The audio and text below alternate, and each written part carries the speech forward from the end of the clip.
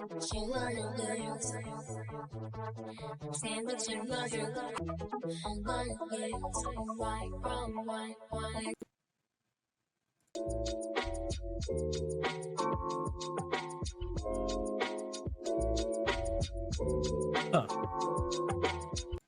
Okay, so you guys can see right here, we're right there. You know, we're right on the verge of AI generated music. I'm just kidding. This is abysmal, but this is AI generated music that is being generated from the image of a spectrograph. So I thought I'd include it today. It's definitely interesting. It's not along the same lines as something like Moobert, from what I've gathered.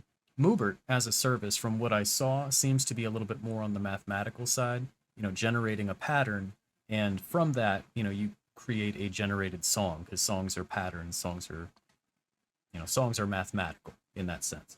This is kind of working backwards from sound that already exists, and it's got definitely a unique sound to it, right? It's like uncanny and eerie, and it's got a certain something, but it's not enjoyable.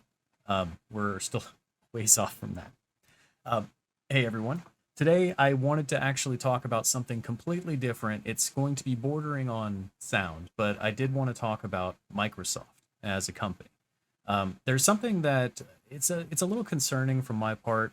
Those of us who are old enough to remember the browser wars between Internet Explorer and Netscape and Firefox and all of that remember when Microsoft was accused of monopoly and was sued for antitrust and hopefully broken up so that they wouldn't be able to monopolize the browser industry.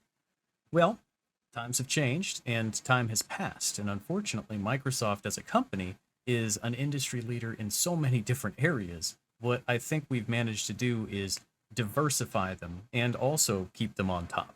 So over the years, Microsoft has continued to build up, and they've actually acquired lots of companies under the form of diversity. For example, GitHub was one of the acquisitions, and from there, they also acquired Copilot. Copilot is the AI code generator that goes along with GitHub and uses GitHub information to actually train the AI. I just wanted to remind everyone where Microsoft stands. They currently own DAL-E, they currently own Copilot, and according to Forbes, they have reportedly closed in on a $10 billion investment into ChatGPT. The more I'm reading about this, the more it seems like they want to integrate this type of stuff into stuff like Word or Excel, you know, those Office type programs. And we've already seen how powerful something like ChatGPT is. In a future video, we'll probably talk about the premium versions of ChatGPT that I'm reading a little bit about, but I don't know enough about it yet to really comment too much. It seems like it's going to fail, but we'll cross that bridge when we get there. What I did want to focus on in today's video, at least, is just Microsoft being concerning in terms of how big they've grown and what kind of power they hold.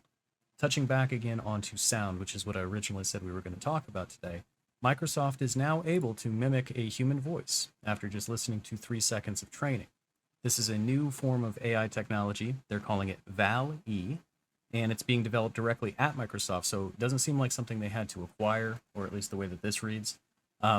This article itself is a little goofy in terms of like how it kind of comes to pass, but the biggest issue that I can see, of course, with this, and it's probably the first thing that came to mind, is how dangerous a technology like this could potentially be in terms of pretending to be someone else, which is what this technology does.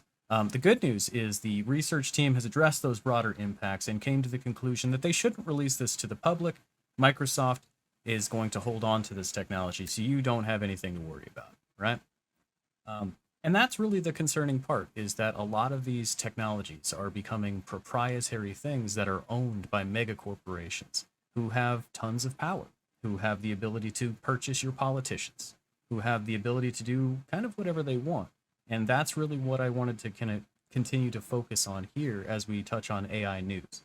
Based on what we've seen, or at least what I've seen, it doesn't seem that Microsoft themselves has been the company that's created a lot of these technologies. But sure enough, they've amassed the wealth to be able to purchase all of the companies that have. And now a lot of those technologies are solely owned under this one umbrella, and everything seems to be kind of converging in the way that things tend to do. Now, of course, I don't necessarily have a solution for this. Unfortunately, I can't really just stop capitalism, and that's really going to be the cause of what's going on here. But I wanted to bring it to everyone's attention so you guys can keep an eye on it just like I am. I did want to keep today's video a little bit shorter than I have been doing, but I did want to get you guys' thoughts on it.